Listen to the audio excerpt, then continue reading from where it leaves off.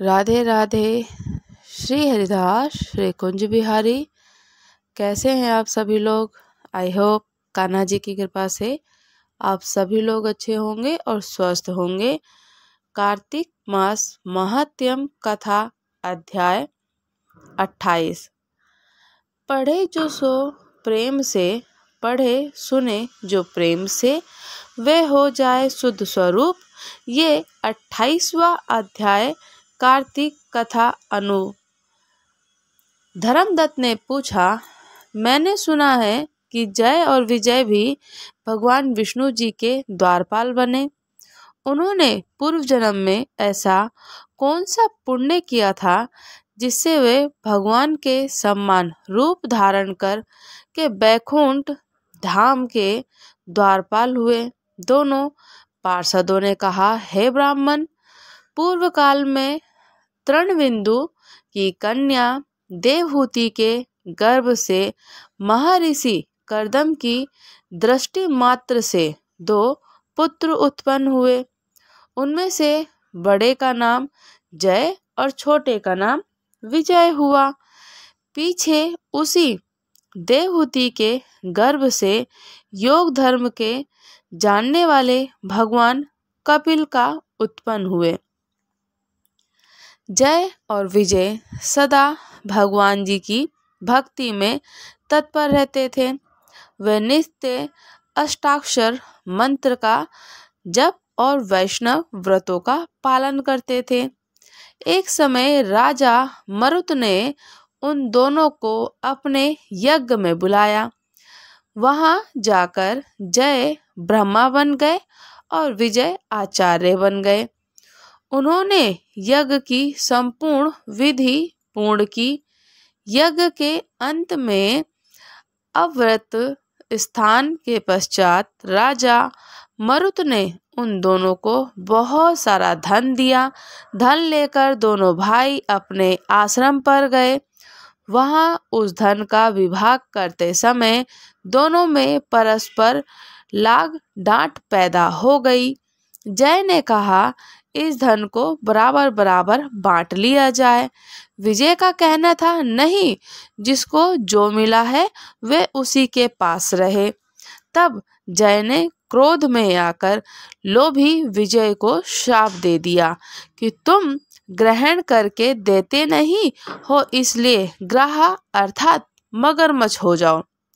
जय के शाप से सुनकर विजय ने भी शाप दे दिया, तुमने मद से भ्रांत होकर शापो दिया, इसलिए तुम मातंग अर्थात हाथी की योनि में जाओ। उसके पश्चात उन्होंने भगवान से शाप निवृत्त के लिए प्रार्थना की। श्री भगवान जी ने कहा कि तुम मेरे भक्त हो, तुम्हारा वचन कभी असत्य नहीं होगा। तुम दोनों अपने ही दिए हुए इन शापों को भोग कर फिर से मेरे धाम को प्राप्त हो जाओगे। ऐसा कहकर भगवान विष्णु श्री हरि नारायण अंतर्ध्यान हो गए। तदंतर वे दोनों गंड नदी के तट पर ग्राहा और गज हो गए।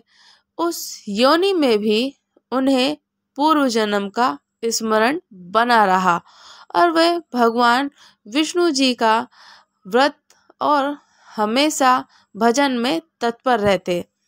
किसी समय वो गजराज कार्तिक मास में स्नान के लिए गंड नदी गया और उस समय ग्राहा ने शाप के हेतु को स्मरण करते हुए उस गज को पकड़ लिया।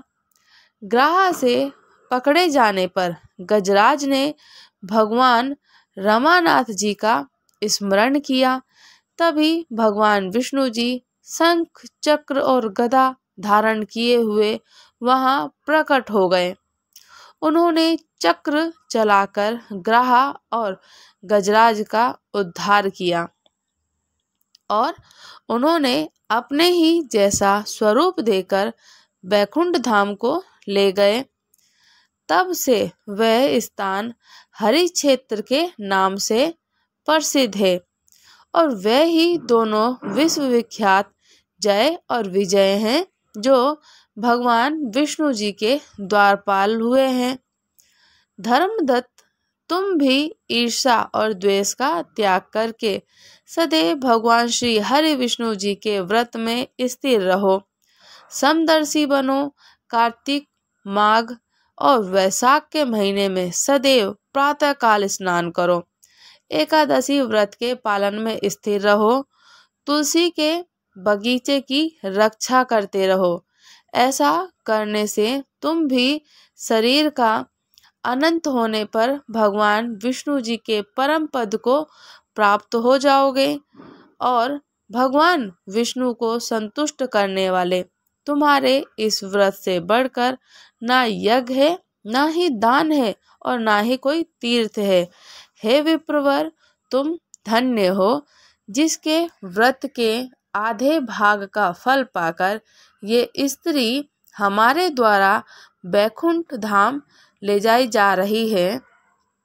नारद जी बोले, हे राजन, धर्मदत्त को इस प्रकार उपदेश देकर वे दोनों विमानचारी पार्षद उस कलह के साथ बैकुंठ धाम को चले गए। धर्मदत्त जीवन भर भगवान के व्रत में स्थिर रहे। दोनों विमानचारी पार्षद पर कलह के साथ बैठकर बैकुंठ धाम को चले गए।